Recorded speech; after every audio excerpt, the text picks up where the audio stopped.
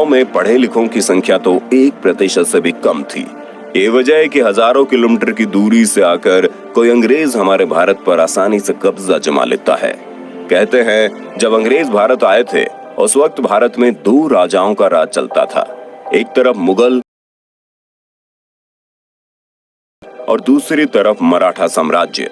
उस वक्त तक अंग्रेज भारत में कदम तो रख लिए थे, लेकिन यहाँ पर उनका कब्जा जमा पाना बहुत मुश्किल था।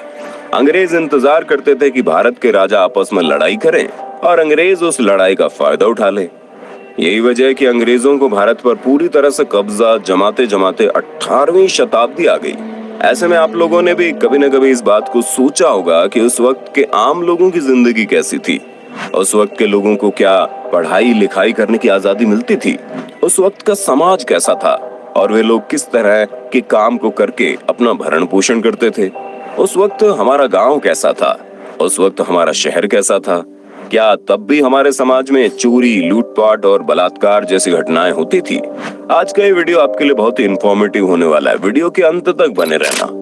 तो सबसे पहले हम बात करेंगे आबादी की। भले ही इस वक्त भारत पूरी दुनिया का सबसे अधिक जनसंख्या वाला देश बनने वाला है।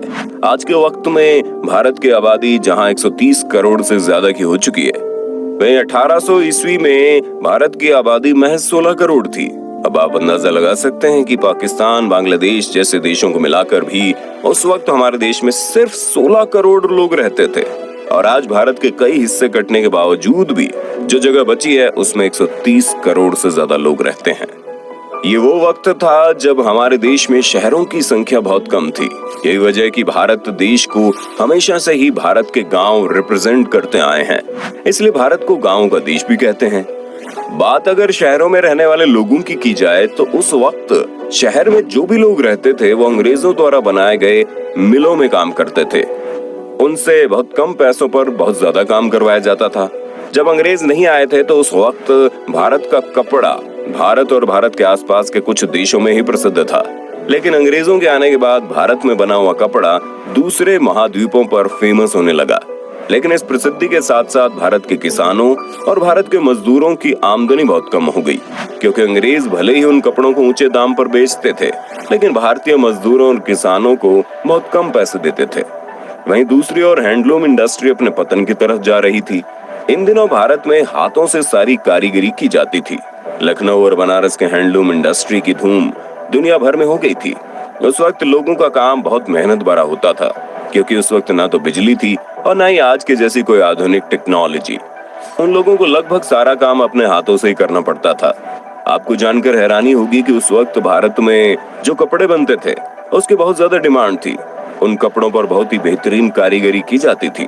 लेकिन ब्रिटिश के आने के बाद भारतीय कपड़ों की डिमांड कम हो गई और भारतीयों का मार्केट पतन की ओर बढ़ने लगा। दरअसल भारतीय लोग जो कपड़ा बनाते थे उसे बनाने में बहुत वक्त लग जाता था और उसी कपड़े को ब्रिटिश तमाम तरह की मशीनों के द्वारा बहुत ही कम वक्त में तैयार कर देते थे और बहुत सस्ते दामों पर बेचते भी थे। यही वजह है कि भारतीय लोग वक्त के साथ साथ और गरीब होते चले गए। अब बात आती है उस वक्त हमारे देश में जो लोग रहते थे उनका सबसे मुख्य व्यवसाय क्या था। तो दोस्तों ये तो आप भी जानते होंगे कि आज भी हमारे भारत में रहने वाले अधिकतर लोगों का मुख्य व्यवसाय कृषि को ही माना जाता है।